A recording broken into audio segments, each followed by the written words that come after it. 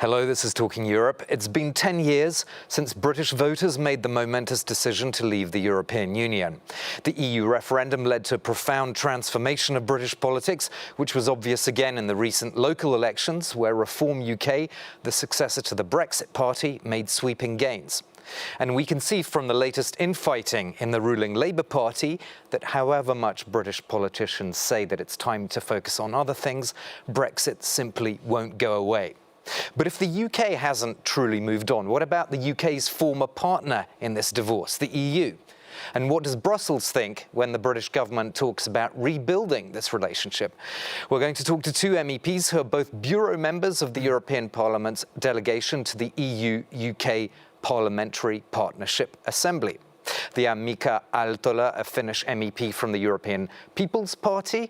He's second vice chair of that delegation. Welcome to you. Thank you very much. And we're also joined by Sandro Gozzi, a Franco-Italian politician elected on the French list for Renew Europe, and he is the chair of that delegation. Welcome back to you as well. Thanks for inviting me.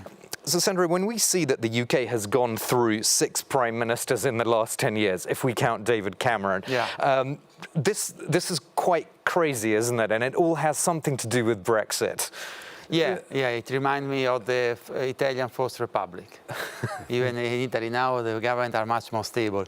No, it is clear that this is a major historical and political mistake that won't go away until the consequences have not tackled. And still the consequences are there and the very negative effects are there. There are negative effects in terms of jobs, in terms of economy, but also in terms of political terms. Because every day which passes, the British public opinion is getting more and more aware that democratic decision was an historical mistake. Mika Aaltola, do you think that the EU has really moved on and is not? How interested do you think Brussels is in all these sort of internal Brexit-related infighting in the UK? Well, there's a lot in the agenda, so there's difficulties of prioritizing the priorities. So we have a lot of internal decision-making, the multi-annual budget framework, for example. So UK is not part of that fight anymore. So the question then becomes how much of a priority UK is for you, and we should have a vision, a common vision, because let's face it, UK is not going to return to the membership as it was. There might be something in the future. What we are planning, differential integration mechanisms for Ukraine, for example. That might be interesting to UK, it might be interesting to Norway. So we should have something bigger to see the forest from the trees. Now in UK they are always stumbling over the trees. And the same happens here. So little by little there's divergence, although there's talk about reset. It's a manic talk and it lacks substance if there's no vision. Sandro Gozzi, what do you think a reset really means? Do you see concrete results from that when it comes to, for example, education, research, science, and so on? Reset is happening in the sense that we are already enhancing our relationship and strengthening our partnership with the UK. First of all, we are very busy in implementing the trade and cooperation agreement, the Windsor framework, and all the other deals that binds the EU and UK. But also, we have, for example, decided to open the Horizon program to UK, the Erasmus Plus program to UK. We have decided a security partnership within which we exchange information, dialogue, we work together.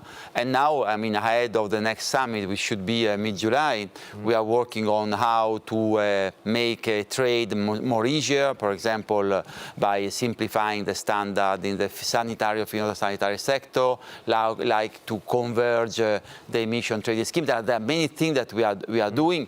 It is clear that we are doing this within a framework which is very limited, because the red lines of Keir Starmer, which said at the during the last British election, no to the single market, no to the customs union, not the freedom of movement, obviously reduces the margin. There is some margin, we are exploiting them, but they're pretty narrow. Yeah, what about that idea of this closer relationship with the single market? Is there such a thing, or is it just you're in or you're out? Well, I think it is going to be difficult. So what should be instead be built upon is some kind of understanding. For example, defense is one field. We are like-minded. We are part of the same coalition of willing when it comes to Ukraine. There's a desperate need to build up defense of Europe. So building on commonalities instead of bickering over difficult projects like choosing only the customs union and evoking the cause of the Brexit traumas. Again, it doesn't, for me, make sense. There's one thing that is certain, and that's the divergence that automatically happens. So you are quite right that a lot of things are on the plate, and we are building research relations, and there's a little bit more mobility plans, and the forms are a little bit looking more alike than they used to be when it comes to customs. But that automatic force of divergence of when two polities drift apart can be clearly seen. And we have to now push against that wind. And if we don't have a kind of a common vision of something new for UK, and UK government being bold enough to have a vision for something new for the European part of their vision for the future, then we are going to be lost.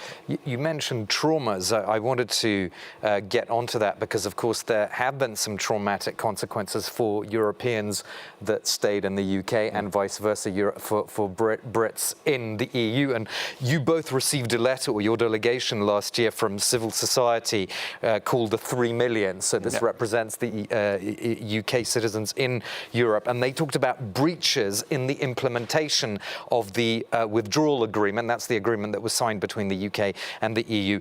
Part 2 focuses on citizens' rights, and this group says that those fundamental rights have not been respected, including, they talk about loss of access to housing, jobs, breakup of families arising out of orders to leave, and so on and so forth. So has the human dimension been forgotten, do you think, a bit, Sandro Gozzi? No, it hasn't been forgotten, and we have met together several times, the representative of the British citizens in EU and the EU citizens in UK. We have also organized a hearing with them in the European Parliament.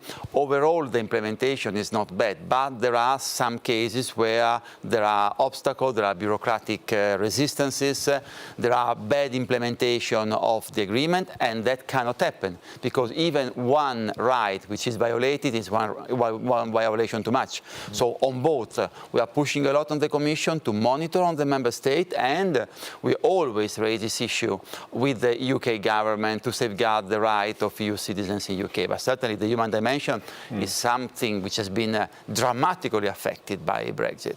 Well, in politics, human dimension is everything, and we should pay attention. It is called an agreement, but perhaps it was more of a deal. And in deals, you have a little bit of a leeway in interpretation, and then you need also momentum, political momentum, to carry and nailing down the details. And you need enforcement in courts, for example, if there's violations. For people, this divergence causes problems in the level of human relations. And that's ultimately one of the key cornerstones where we should be building instead of merely fixing or pushing it away. So we are now kicking the can a bit. There's a lot of good talk. There's a lot of meetings that we have. But I think that should translate into governmental action in the member states and at the level of Commission and when it comes to Prime Minister's office. But the general problem is that there's certain political leadership weakness in European capitals and also in UK. So you don't have strong leaders in Europe that would actually bring about visions and the meetings would translate into something bigger.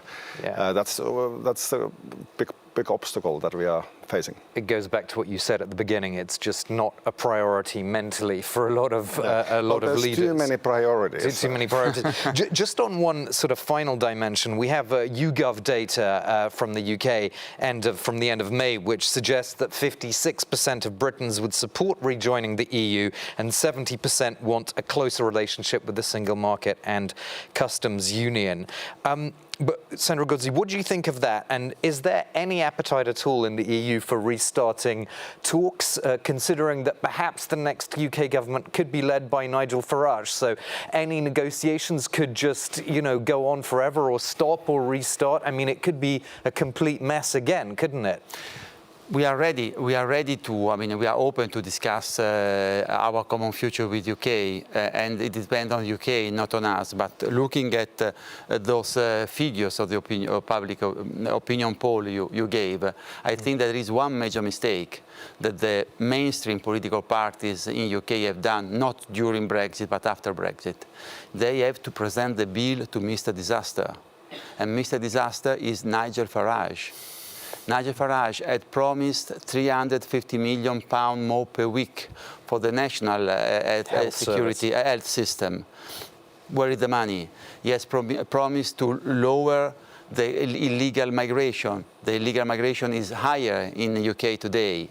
He had promised more jobs. UK has lost 1.8 million jobs. Until the political parties at the centre, the mainstream, do not present the bill to Nigel Farage, is going to grow, notwithstanding the fact that the vast majority of the British citizens realize that Brexit was a mistake. And this is what they must do. If they do so, we won't negotiate with Farage. We negotiated with someone much more reasonable. 350 million, that was actually part of the Boris Johnson campaign, just to correct you very slightly, but that's probably arcane. Boris Johnson is out of politics, Nigel Farage is still there. Yeah, well, that's true. Okay, well, we could say a lot more, but we'll have to stop there, unfortunately. But thank you so much to both of you, Mika Aaltola and Sandro Gozzi, for this discussion on the 10th anniversary of the EU referendum in the UK.